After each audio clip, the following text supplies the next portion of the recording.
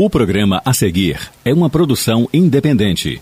Todo o conteúdo produzido é de total responsabilidade de seus idealizadores. Fortaleça a luta contra a violência doméstica e discriminação por gênero. Começa agora Conexão Roseiral, aqui na Rádio Universitária Unimontes, 101,1. Olá, ouvintes da Rádio Universitária. Está começando mais um Conexão Roseiral, programa que conecta você a temas essenciais para a construção de uma sociedade mais justa e igualitária, especialmente quanto aos direitos das mulheres. O Conexão Roseiral é idealizado pelo Instituto Roseiral, pela Rede de Enfrentamento à Violência contra as Mulheres, a Revicom, e pela Rádio Universitária FADENOL. E hoje nós vamos falar aqui sobre uma força que movimenta a sociedade, que são os movimentos femininos e o empreendedorismo feminino. Você que está aí nos ouvindo, conhece alguma história inspiradora de uma mulher empreendedora ou faz parte de algum coletivo feminino? Então a gente vai falar um pouquinho mais sobre esse assunto aqui hoje. E para conversar comigo, eu recebo aqui hoje a Cibele Siqueira Medrado, que é sócio-proprietária da Mecânica e vice-presidente da Câmara da Mulher Empreendedora CME de Montes Claros. Seja bem-vinda, Cibele. Um prazer falar com você nesse programa. Eu agradeço o convite, né? Para mim é sempre uma oportunidade, né, de falar para as outras mulheres de movimentos, né, e do empreendedorismo feminino para que elas possam se sentir mais fortes, né, para continuar aí no mercado. Que bacana, Cibele. Eu queria que você já começasse o nosso programa falando para os nossos ouvintes, para as nossas ouvintes, o que é a Câmara da Mulher Empreendedora, que você é vice-presidente atualmente aqui em Montes Claros. Apresentasse essa organização para todos que nos ouvem. Então, a Câmara da Mulher é um movimento que existe dentro da Associação Comercial e Industrial de Montes Claros, né? A associação é um movimento que existe há 75 anos em Montes Claros, né? Comercial e industrial. E a Câmara da Mulher nasceu dentro da associação para que a gente pudesse mobilizar mulheres empreendedoras, para que a gente pudesse fortalecer o empreendedorismo dentro da nossa cidade. Existe, na realidade, um incentivo da Federaminas, né, que é a federação que coordena todas as ACEIs de Minas Gerais, e existe a Federaminas Mulher, que realmente é esse grupo de mulheres que também fortalecem outros grupos de mulheres. Então, nós estamos em Montes Claros desde 2021, 2022, que a gente vem iniciando esses movimentos com encontros, mentorias, rodas de conversa, todo esse espaço para que a mulher se sinta acolhida, né, e que ela gere conexão com outras mulheres para se sentir mais fortalecida. Então a Câmara ela é formada essencialmente por mulheres que empreendem em Montes Claros. Isso, somos 16 diretoras, todas somos voluntárias e empreendedoras de mercados e segmentos diferentes. Então, né, nós temos de advogadas, há mulheres que são sommelier, há mulheres que são donas de distribuidora de bateria, mercados predominantemente masculinos, né, como eu tenho uma oficina mecânica. Então, na realidade, a gente fala de empreendedorismo e a gente quer abranger todas elas. E eu acho que essa diversidade faz com que o movimento fique mais forte e a gente consiga chegar em todas, né? Sim, sim. Cibele, só pra gente entender aqui, você hoje é uma mulher empreendedora em Montes Claros, certo? Sim. O que te motivou a empreender e qual que é o mercado que você atua hoje? Como é que tudo começou? Eu queria que você contasse um pouquinho sua história pra gente. Então, a minha formação, eu formei comercialmente no mercado de telefonia, de telecom, né? Então, eu fiz faculdade aqui na Unimontes de economia. E aí comecei a empreender, na realidade a trabalhar na época quando a gente ainda era Team Maxitel, quando veio para o mercado, né? Então, assim, isso já tem um tempinho, né? E aí eu me formei muito nessa área comercial. Então eu trabalhava viajava o norte de Minas inteiro. Eu era gerente de vendas na época da Vivo. E eu chegava a atender 13 a 15 revendas, que são essas lojas credenciadas, que na realidade são como se fossem franchises, franquias. E era um trabalho que eu digo assim, a gente era considerado profissional de alta performance. Profissional de alta performance hoje eu entendo, é aquela pessoa que ela acorda 7 horas da manhã e até 7 da noite ela está trabalhando o tempo todo, né? Todo, e ela atendendo todo tipo de demanda. Sim. E aí eu engravidei, né? Eu tenho o Daniel, hoje o Daniel está com 15 anos. E a minha gravidez, a minha gestação e depois que o Daniel nasceu, eu entendi que eu não queria mais essa loucura. Eu queria ter um tempo de qualidade com meu filho. Na realidade, eu precisava disso. Hoje eu entendo até para minha saúde mental, né? Se você ser produtivo o tempo inteiro. E a gente, enquanto mulher, ainda carrega a cobrança de você não ser uma boa mãe. Né, eu ainda tinha esses julgamentos, porque eu trabalhava tanto, chegava à noite, eu estava exausta, eu já falava, meu Deus, ainda vou ter que olhar um menino pequeno.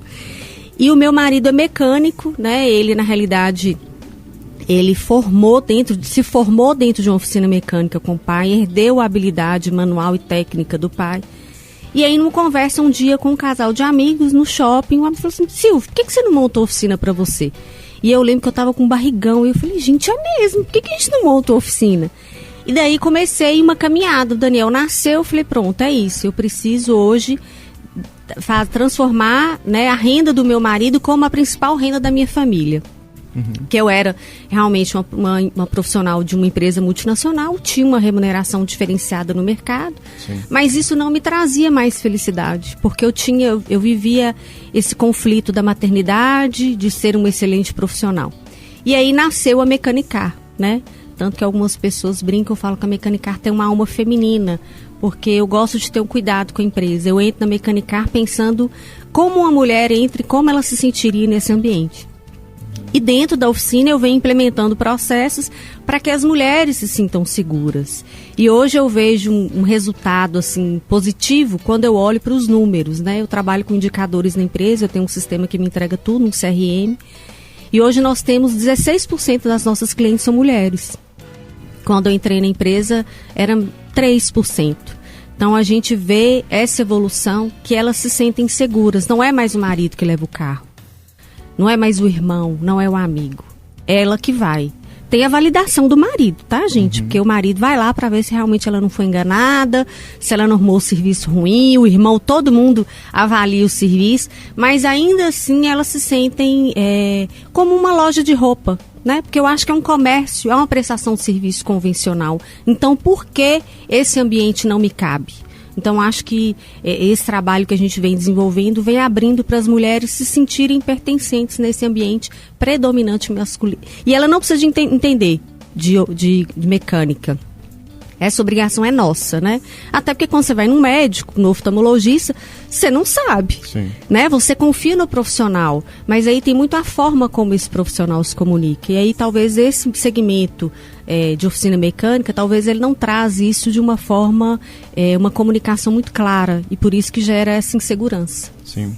É muito interessante porque a sua história, né? Você dribla os efeitos da maternidade, daquele período ali, né, que para muitas mulheres acaba sendo fator de demissão no trabalho, algumas não conseguem depois readequar, né, porque o empregador não compreende ali aquele período mesmo da mulher. Hoje a gente teve até muitas mudanças legislativas nesse cenário justamente para amenizar esses efeitos, e aí você dribla isso e cai num mercado predominantemente masculino, e tem que lidar, imagino, com assim, situações machistas o tempo todo, né? E tem que se fazer resistente ali nesse cenário há quanto tempo? Há 15 anos, né? Mais ou menos, a empresa existe há 13 anos, né? O Daniel está com 15. Anos, então, eu tive esse tempo aí de amadurecer, né? Esse nascimento da Mecanicar com o Daniel pequeno, né? Sim. Então, foi isso. E aí, quando você cai, principalmente numa empresa familiar, onde você tem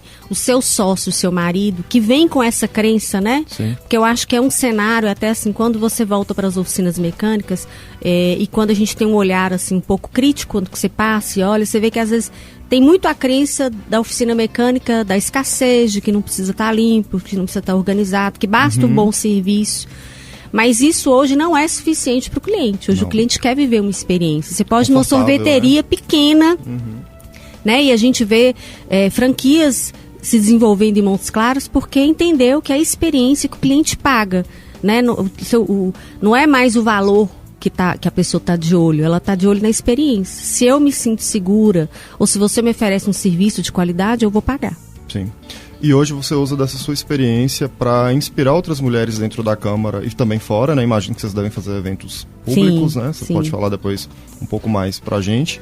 E também aprendendo com essas outras mulheres e trazendo para a sua prática, né? Para seu ramo ali, essas experiências desse olhar feminino mesmo, não só no ambiente que você trabalha, mas em tantos outros, né, como você mencionou, da diversidade que hoje tem a Câmara, tem advogadas, médicas, não sei, de um vasto rol aí, né, de profissões. E aí você entende, e o interessante da Câmara é porque até quando a gente olha para as diretoras, você consegue ver um nível de maturidade diferente entre elas. Sim. E eu acho isso excelente.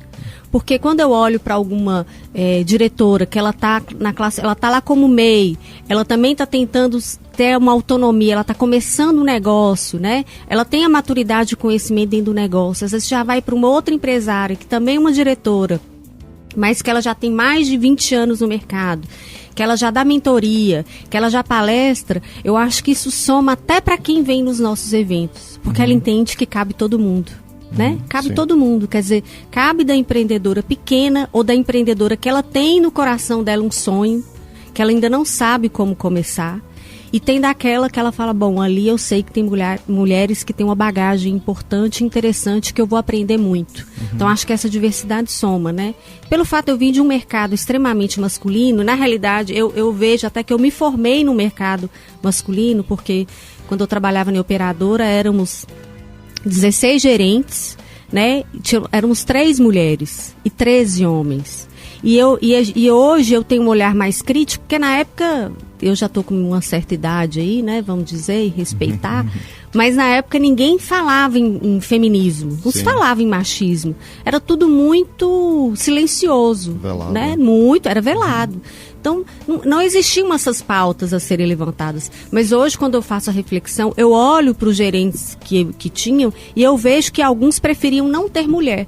Porque para eles, a mulher, ela era muito frágil. Eu não posso chamar a atenção de uma mulher, eu não posso falar duro com uma mulher, como um homem. Né? Mas o meu gerente da Vivo, ele preferia trabalhar com mulheres. Olha, ele para mim foi o melhor gerente que eu tive. Então, éramos, na realidade, acho que 6 gerentes da regional que ele cuidava, éramos 4 mulheres e 2 homens. E aí ele falava, porque a gente sempre tratava as coisas com mais delicadeza. E eu acho que a mulher, ela tem uma qualidade. Talvez a gente fale assim, eu não sei, eu errei mais fácil.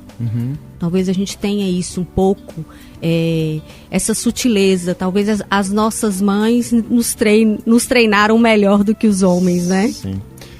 E é interessante, assim, você trazer essa visão de quem já esteve numa multinacional e essa era uma pergunta que eu ia fazer para você, como que era a sua avaliação da época desse cenário, assim, de você, mulher, diante de tantos homens, né, ali na função de gerência e viajando, né, pelo que você falava aí. Sim, pegando estrada e tudo. E hoje, como é que você enxerga isso? Mas antes, eu queria só que você falasse para mim como que você avalia o mercado da época que você começou, de mulheres inseridas nesse mercado, e hoje, né, principalmente aí você se relacionando o tempo todo com outras mulheres que são empreendedoras. Qual que é a sua avaliação? Você acha que houve melhorias, que hoje a gente tem um quadro mais positivo ou não? Você acha que ainda tem muito a melhorar, a evoluir nesse... Eu acho que ainda tem a evoluir e a melhorar. Acho que dá para melhorar muito, né? Acho que a mulher, ela ainda tem questões que estão mais ligadas à autoestima dela, realmente se sentir uma empreendedora, se sentir uma empresária, ela entender que ela pode ir num banco, conversar com o gerente, pedir um acesso de um limite de crédito, né? Ela também entender que ela consegue ter essa postura, mas que isso não tira dela também o lado feminino. A gente se impor nos nossos negócios não faz com que a gente perca a nossa essência feminina. Eu vejo que melhorou, né? Eu acredito que na minha época, né, quando eu trabalhava, eu acho que a marca que eu carregava era muito forte. Então ela chegava na frente. Sim. A minha marca já chegava na frente. Então as pessoas já entendiam que eu carregava uma marca importante, que elas tinham que me respeitar. Mas é claro que a gente que vivia algumas coisas que elas eram veladas, né? Entre colega de trabalho, virar e falar assim, não se preocupe, eu vou pegar o carro e vou levar seu carro para Belo Horizonte. Eu tô no meu carro, o carro é meu, eu tô pagando a gasolina, quem vai levar o carro sou eu, não é você. Só porque você é homem? Não, eu dirijo tanto quanto você na estrada. Ou de ouvir, se fosse um homem, aqui o resultado seria diferente. Então aí você já vê que é aquela coisa, porque talvez alguns gestores acham que o bater na mesa, o gritar é o que vai resolver, e eu não acredito e nem é o perfil. Ou já ouvi, eu fui presidente do Conselho da Criança por 2 anos, representando a sociedade civil. Eu tive uma instituição onde eu mobilizei crianças com deficiência, né? Eu tinha um espaço onde eu mobilizava.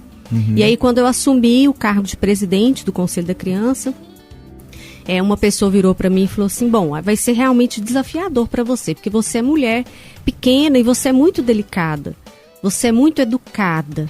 E aí a gente para e fala, pô, mas será que alguém fala isso para um homem? Nossa, eu acho que você é tão educado, por que você vai assumir esse lugar?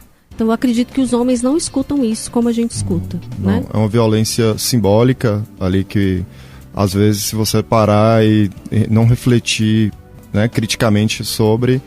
Para muitos passa despercebido, né? E aí você percebe que o meu esforço era sempre muito maior. E às vezes o meu esforço, e o interessante é que o meu esforço era também com as mulheres, para elas também me respeitarem, né? Que talvez eu ser pequena, franzina e educada, isso dava sinal, isso não media talvez competência, né? Assim, tinha que ter aquela robustez, aquela voz firme. Aí isso aí dá preguiça. Sim.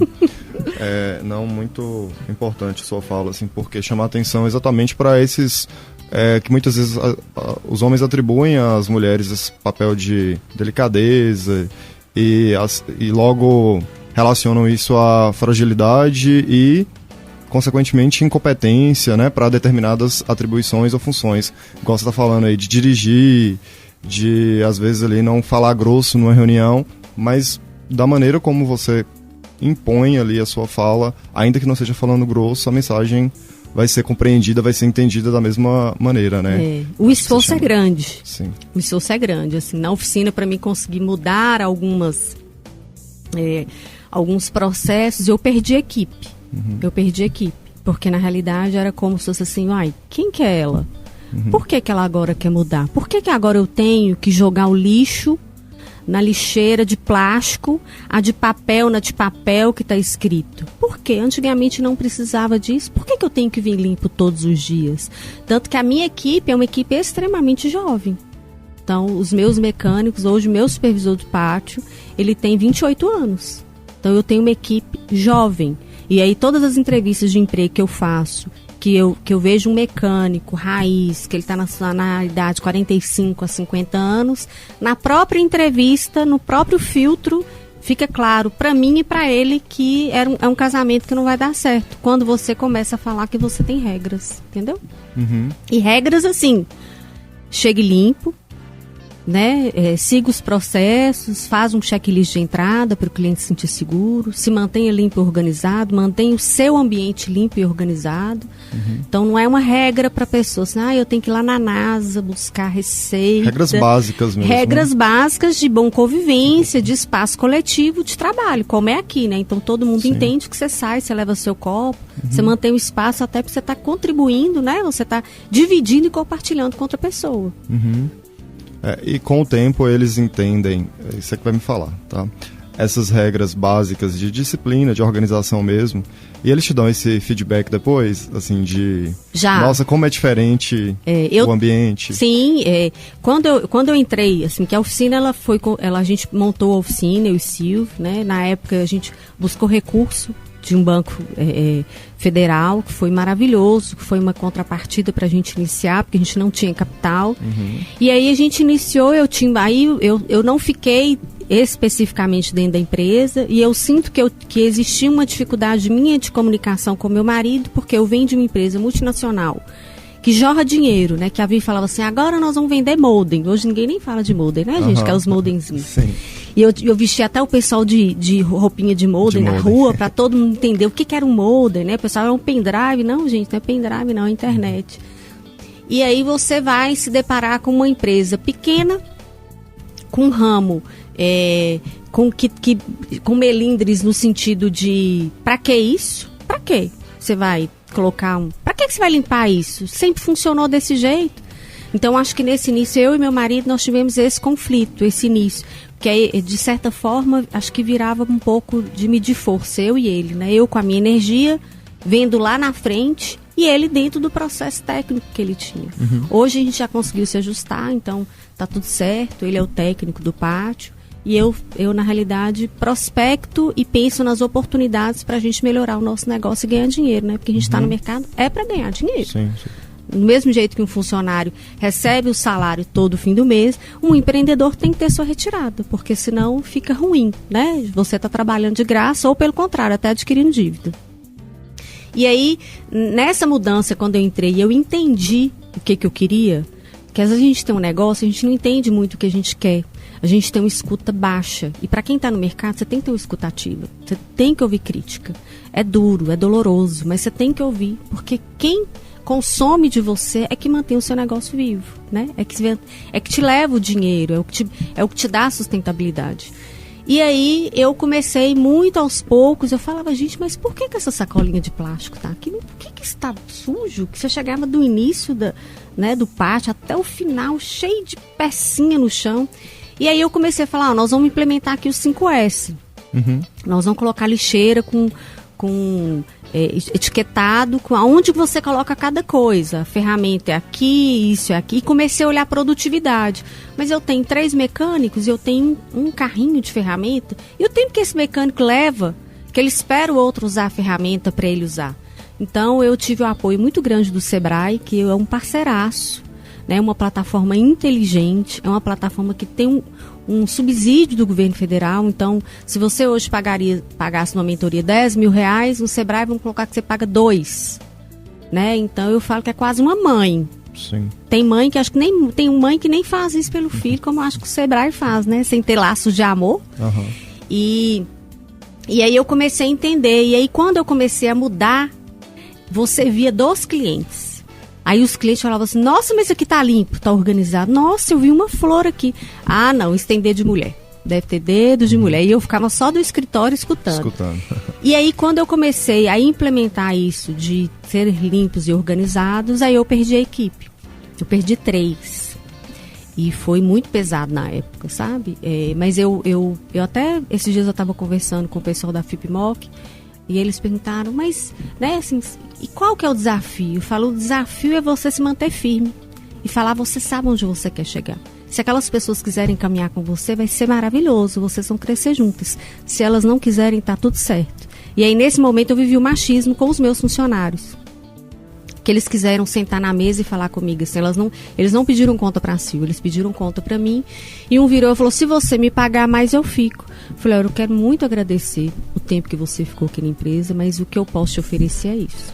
Se você quiser continuar com a gente nessa jornada e daqui um tempo eu conseguir melhorar para você, tá tudo certo. E aí eu sentia deles um pouco assim de repulsa. Nossa, mas é ela que tá falando, né? E não é ele que tá falando. Eu falei, pois é, mas a gente fica muito tempo no mercado. Convive também como eu convivi com muitos homens, então para mim conversar com eles era como se eu estivesse conversando com a mulher. Talvez para eles não, mas para mim era. Sim.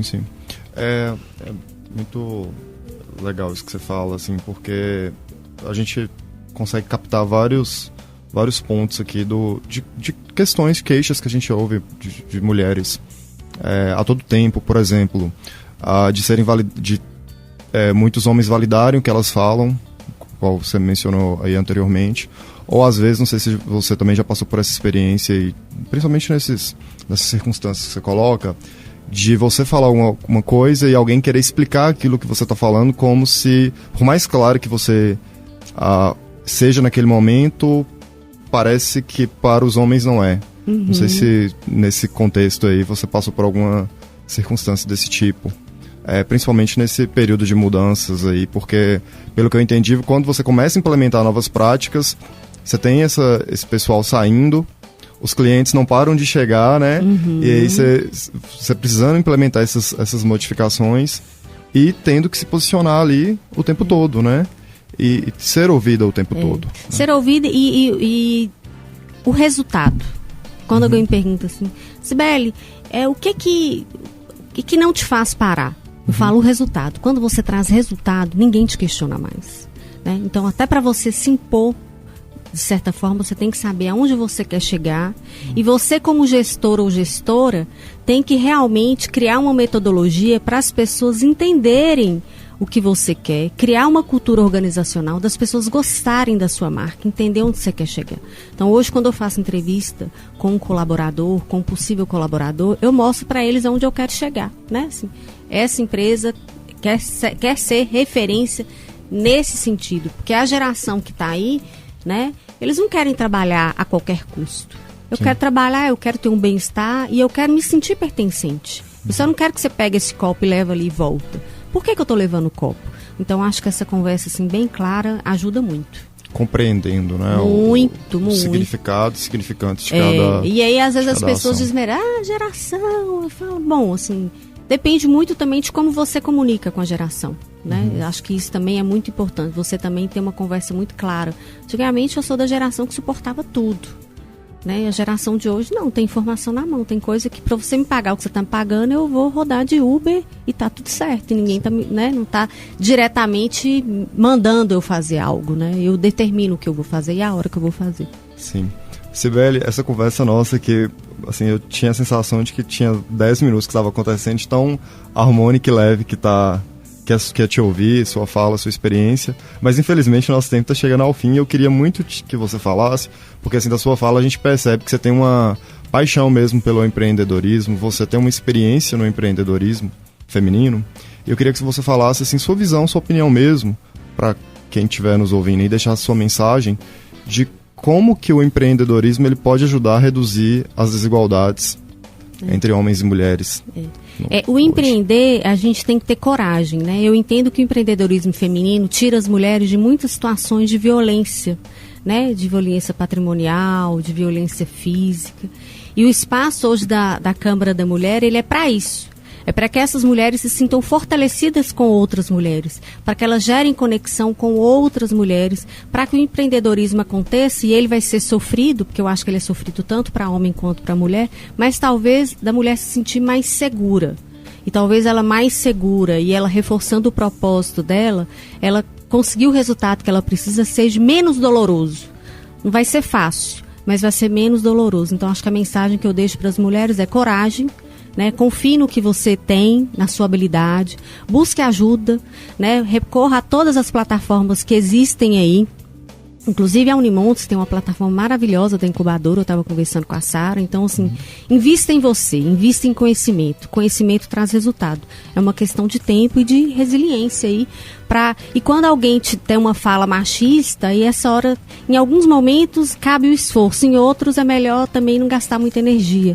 É só continuar a caminhada mesmo.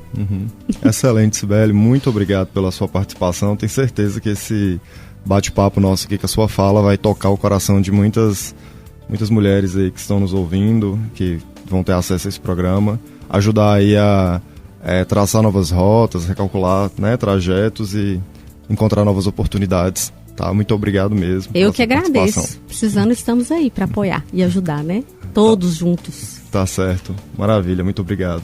Então agradecemos novamente aos idealizadores do nosso programa, a Revicom, a Rádio Universitária Fadenó e o Instituto Roseiral. Agradecemos por acompanharem o nosso programa. Lembrando que todos os nossos episódios ficam gravados, disponíveis lá no YouTube, @Instituto Roseiral, e nas nossas redes sociais também, @Instituto Roseiral e @Rosas para Joaquina.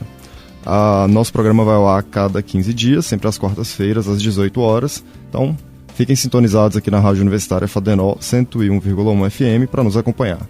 Vejo vocês no próximo episódio de Conexão Roseiral. Até a próxima. O programa que acabamos de exibir é uma produção independente. Todo o conteúdo produzido é de total responsabilidade de seus idealizadores.